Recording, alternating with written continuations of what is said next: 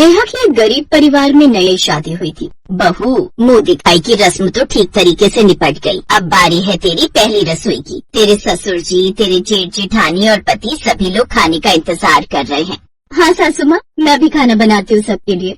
नेहा के ससुराल एक गांव में थे। एक कच्चा सा टूटा फूटा मकान था। नेहा भी ज्यादा अमीर खानदान की नहीं थी। खैर, नेहा इधर उधर जाकर रसोई ढूंढने लगी। तभी उसके पति मुरली ने उससे कहा, अरे नेहा, इधर उधर क्या देख रही हो? अरे मैं रसोई घर ढूंढ रही हूँ। चलो चलो, मैं तुम्हें दिखाता हूँ रसोई घर। मुरली नेहा को घर के बाहर आंगन में ले गया, जहाँ पर एक मिट्टी का चूल्हा बना हुआ था। ये आपकी रसोई है? तो अब मुझे पता चला कि मेरे पिता ने मुझे दहेज में रसोई का सारा सामान क्यों दिया है। मुरली जी, उस बोरे में कुछ सामान रखा है, उसे निकाल दीजिए। वहीं पर 2-3 बोरे में कुछ सामान रखा था। मुरली ने जब खोला तो एक बोरी में तो ढेर सारे बर्तन थे, दूसरे बोरे में एक छोटे वाला गैस सिलेंडर था और तीसरे बोरे में ढेर सारे मसाले और कुछ हरी भरी सब्जियां भी थी। अब यहाँ मैं खुले में तो खाना बना नहीं सकती। ऐसा कीजिए, चारों तरफ बांस गाड़कर चारों तरफ से कपड़े से घेर दीजिए, ताकि मैं सुकून से अंदर बैठकर खाना बना सकूं। मुरली ने आंगन में चारों कोनों पर लकड़ी के बांस लगा दिए, फिर कपड़े से एक तंबू बनाकर एक रसोई घर बना दिया। अब रसोई घर में सारा सामान भी नेहा का ही था। उसने सभी के लिए खाना बनाया और सभी को खाना बहुत पसंद भी आया। खाना बहुत स्वादिष्ट है। देवरानी जी तो अपने साथ पूरी रसोई ले आई। वैसे ही अच्छा रहा। इस घर में हम लोग अभी तक कच्ची मिट्टी के चूल्हे में बाहर खुले आंगन में खाना बनाते थे, अब आराम रहेगा। नेहा की नई नई शादी हुई थी, इसीलिए वो उस वक्त कुछ नहीं बोली। सिर्फ मुस्कुराकर उसने सभी का अभिवादन स्वीकार किया। आज नेहा और मुरली की सुहागरात थी।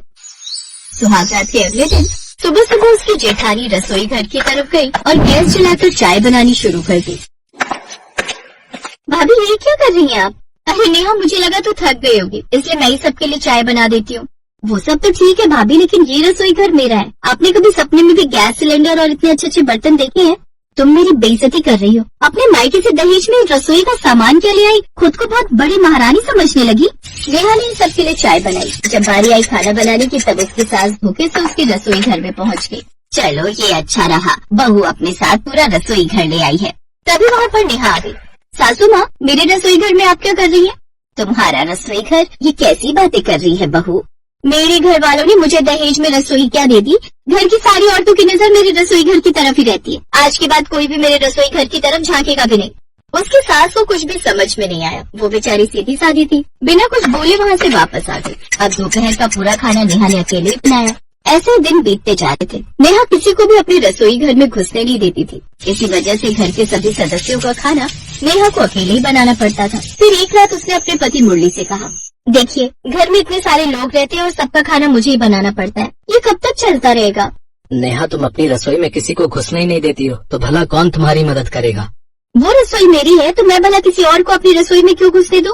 ये तुम कैसी बातें कर रही हो नेहा? मैंने तो तुम्हें एक समझदार लड़की समझा था, और तुम हो कि एक रसोई के पीछे पागल हुई पड़ी हो। अरे भाभी, तुम्हारी रसोई का सारा सामान चोरी करके भाग जाएंगी क्या? मुझे कुछ नहीं सुनना। बड़े भैया से कह दो कि वो अपने खाने पीने का इंतजाम अलग से कर ले। मुरली उस वक्त कुछ नहीं बोला और चुपचाप सो गया। अगले दिन वो अपने खेतों में अकेले बैठकर कुछ सोचने लगा। मैंने कभी सपने में भी नहीं सोचा था कि नेहा इस तरह की निकलेगी। यही सब सोचते सोचते काफी वक्त बीत गया और मुरली अपने घर वापस चला गया। लेकिन उसने घर आकर देखा तो नेहा अपनी भाभी और सास से लड़ झगड़ रही थी। ये रूप मुरली ने उसका पहले कभी नहीं देखा था। नेहा, ये क्या कर रही हो तुम? तुम्हें अपनी भाभी और माँ से बात करने की तमीज नहीं है क्या? मैंने तुमसे कल ही कहा था कि हम दोनों की रसोइयों को अलग अलग हो जाना चाहिए। मैं अपनी दहेज की रसोई में किसी की भी नजर नहीं लगने देना चाहती। जब देखो तब ये दोनों मेरी रसोई में घुसने की कोशिश करती रहती हैं। ओह, ये सब क्या बोल रही है तू? हम सबको हमेशा मिलजुल कर रहना चाहिए, और सब अपने ही लोग हैं भाई। तेरी रसोई का सामान लेकर कोई भाग थोड़े ही जाएगा। मुझे सबसे ज्यादा अपनी दहेज की रसोई प्यारी है। इससे बढ़कर मेरी जिंदगी में और कुछ भी नहीं। नहीं नहीं, ये रसोई क्या, ये पूरा घर भी तुम्हारा ही है। तुम ऐसा करो, अपनी रसोई और अपना घर लेकर अकेले रहो। हम सब यहाँ से जा रहे हैं, अकेले ही मजे करो। कोई तुम्हारे बीच में दखल अंदाजी नहीं करेगा। हाँ हाँ, मुझे भी किसी की जरूरत नहीं। जिसको देखो मेरे दहेज की रसोई के पीछे ही पड़ा रहता है। घर के सारे लोग मुरली को समझाते रहे, लेकिन मुरली का गुस्सा अब हद से ज्यादा बढ़ चुका था। उसने जल्दी जल्दी अपना, अपने माता पिता का और भैया भाभी का सबका सामान पैक किया और सबको लेकर वहाँ से निकल गया। नेहा अब उस घर में अकेली बची थी। अब मैं इस घर में अकेली रहूंगी, और मुरली का क्या है, वो 2-3 दिन में मेरे पास आ ही जाएगा। गांव से थोड़ी दूर पर मुरली के परिवार का खेत था। वहीं पर वो लोग तंबू बनाकर रहने लगे। वहीं पर उन लोगों ने कच्ची मिट्टी का चूल्हा बना लिया और खाना बनाने लगे। उन लोगों की तो गरीबी में रहने की आदत थी, इसीलिए वो लोग अपनी जिंदगी वहाँ पर फिर से उसी तरह जीने लगे। मुरली, मुझे लगता है तूने गलत किया है बहू के साथ। नहीं माँ, मैंने बिल्कुल सही किया है। इससे अच्छा तो मैं शादी ही नहीं करता। दहेज में रसोई क्या ले आई, अपने आप को बहुत बड़ी महारानी समझने लगी। नेहा को अब वो घर काटने को दौड़ने लगा। गांव की औरतें उसे ताना मारने लगी, ये देखो इस बहू को, इसको अपनी रसोई से ज्यादा कुछ प्यारा नहीं है। भगवान ऐसी बहू और ऐसी औलाद किसी को ना दे। बिल्कुल सही कहा तूने, इस घर की तरफ तो देखने में अब शर्म आती है। आज के बाद इस गली से निकलेंगे भी नहीं। तो इस तरह धीरे धीरे नेहा के घर के सामने से होकर अब कोई नहीं गुजरता था। उसके आसपास कोई इंसान तो क्या, कोई परिंदा भी नहीं जाता था। उसे अकेले अब डर लगने लगा। इस घर में तो अब मुझे डर लगने लगा है। 2 महीने हो गए, मुरली अभी तक लौट कर नहीं आया। लगता है मैंने कुछ ज्यादा बोल दिया। मुझे दहेज में मेरी रसोई घर पर इतना घमंड नहीं करना चाहिए था। गाँव का कोई आदमी मेरी तरफ देखने को भी तैयार नहीं है। दुकान पर जाती हूँ तो दुकान वाला सामान देने से भी मना कर देता है। एक रात जब नेहा अकेले सो रही थी तभी अचानक कुछ कुत्ते भौंकने लगे। नेहा अपनी रसोई घर के बाहर ही एक खटिया डालकर सोया करती थी। भागते हुए बहुत सारे कुत्ते उसके किचन के अंदर घुस गए। नेहा उन कुत्तों को भगाने की कोशिश करती रही लेकिन कुत्ते नहीं माने। अचानक उन कुत्तों ने नेहा को दौड़ा लिया। इससे नेहा ने खुद को घर के अंदर बंद कर लिया। सुबह नेहा ने जब अपने घर का दरवाजा खोला तब देखा कि सब कुछ बर्बाद हो चुका था। ये सब क्या हो गया? मेरा पूरा रसोई घर तबाह हो गया। अगर कल मैं कमरे के अंदर नहीं जाती थी कुत्ते मुझे भी मार डालते। यहाँ दूर दूर तक मुझे बचाने भी कोई नहीं आया। आज मुझे समझ में आ रहा है कि परिवार कितना जरूरी होता है। आज अगर मेरा परिवार यहाँ होता तो मेरे दहेज की रसोई बच जाती और गाँव वालों का प्यार भी मुझे मिलता रहता। अब नेहा ने फिर से कच्ची मिट्टी का चूल्हा बनाया और उसी में खाना बनाया, लेकिन अकेले उसे खाने का बिल्कुल मन नहीं कर रहा था क्योंकि वो इलाका पूरा कब्रिस्तान जैसा लग रहा था। उसके घर के आसपास कोई आता जाता भी नहीं था। इसीलिए नेहा भी घर से भाग गई और इधर उधर भीख मांगने लगी। एक रोज मनोहर ने उसे भीख मांगते देख लिया। नेहा, तुम यहाँ भीख क्यों मांग रही हो? वहाँ पर उसके साथ घर वाले भी मौजूद थे। नेहा तुरंत सबके पैरों में गिर पड़ी। उसने सारी बात अपने परिवार को बताई। मुझे समझ आ गया माँ, परिवार से बढ़कर कुछ नहीं। ऐसे हजारों रसोई कुर्बान है परिवार के ऊपर। चलो, कम से कम अपनी गलती का एहसास तो हुआ। चलो फिर से एक नए सफर की शुरुआत करते हैं। वो सब फिर से अपने पुराने घर लौट आए। सभी लोग मिलजुल कर प्यार से रहने लगे। जीती रहे, आखिर तूने कर दिखाया निशा। हाँ पापा। इतना कहकर निशा अपने सामने खड़े आदमी को सल्यूट करती है और तभी वहाँ खड़े सारे मोहल्ले वाले निशा और राम के लिए जोर जोर से ताली बजाने लगते हैं। तालियों की गड़गड़ाहट से पूरा मोहल्ला गूंजने लगता है। तालियां रुक नहीं रही थी और उन तालियों को सुनकर राम कहीं खो जाता है। राम को याद आता है जब वो कॉलेज में था और गाना गा रहा था। तब पूरे हॉल में उसके लिए ऐसी ही तालियां बज रही थी। हर कोई उसकी तारीफ कर रहा था पर राम तो बस संध्या को ही देखे जा रहा था। ये कहानी है राम, संध्या और निशा की। उस दिन संध्या, संध्या, आज मेरी परफॉर्मेंस है, तुम आओगे ना? क्यों? मैं क्यों आऊँ? तुम आओगी तो मुझे अच्छा लगेगा। अच्छा ठीक है, मैं सोचूंगी। संध्या और राम एक ही कॉलेज में पढ़ते थे। संध्या देखने में बहुत ही सुंदर थी और बहुत समझदार और संस्कारी भी थी। राम उसे दिल ही दिल में पसंद करने लगा था। ये बात संध्या भी जानती थी, लेकिन राम उससे कह नहीं पाता था।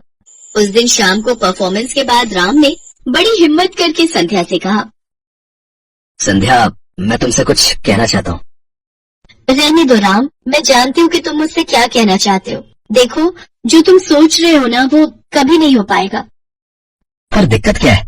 मैं पढ़ाई लिखाई में अच्छा हूँ, अच्छा गाना गाता हूँ, मेरे पिताजी नौकरी करते हैं, फिर तुम क्यों नहीं मान रही? मैं नहीं, मेरे पिताजी नहीं मानेंगे राम। वो एक छोटे से किसान हैं। वो चाहते हैं कि मैं और मेरी बहन पढ़ लिख कर कुछ बड़ा करें। और रही बात शादी की तो वो कभी भी अपनी जात बिरादरी से बाहर जाकर मेरी शादी नहीं करेंगे।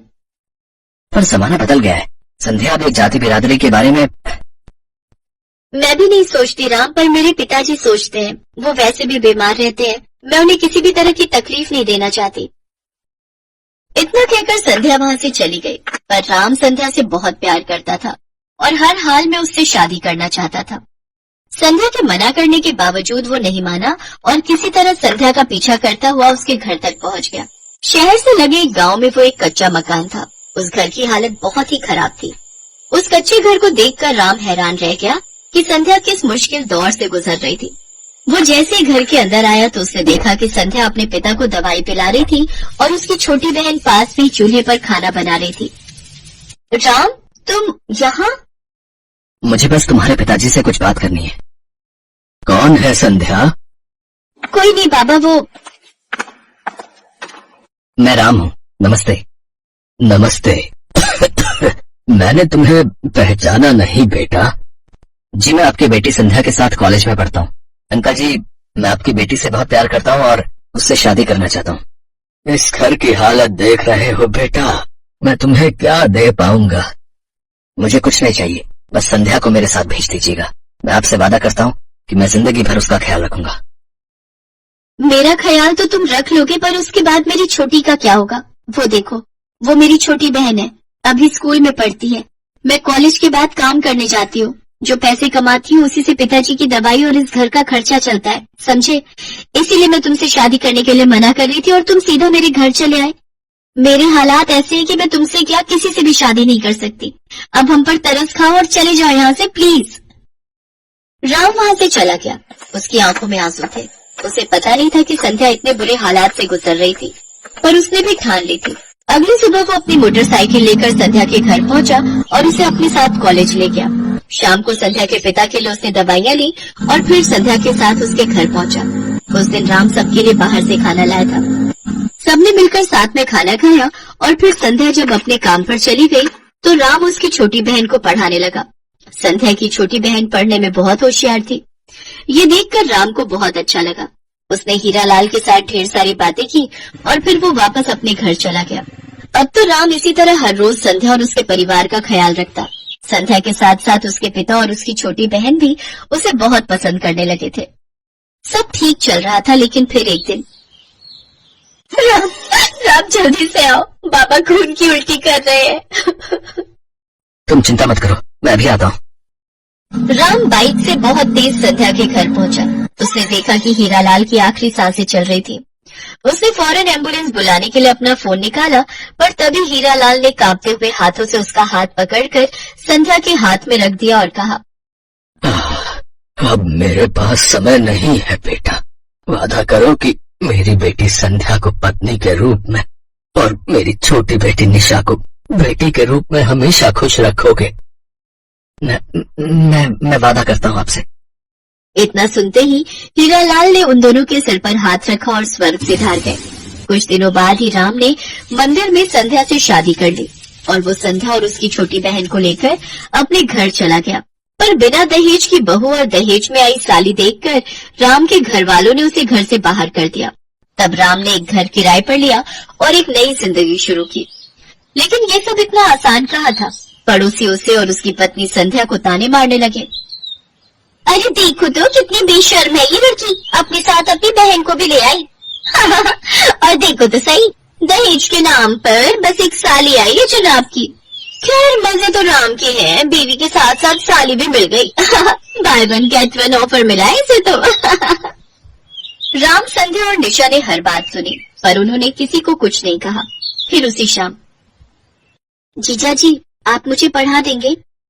जीजा जी नहीं, आज से तुम मेरी बेटी हो, मुझे पापा कहोगी। मैं आज से तुम्हारा पिता हूँ और तुम मेरी बेटी। ये वही पड़ोसी थे जो आज निशा और राम के लिए अब तक तालियां बजा रहे थे। उनकी तालियों में जैसे क्षमा याचना थी जो वो राम और संध्या से मांग रहे थे। तभी संध्या ने राम की तरफ देखकर कहा, आज तुमने अपना हर फर्ज निभा दिया। मैं खुशकिस्मत हूँ कि मुझे तुम मिले।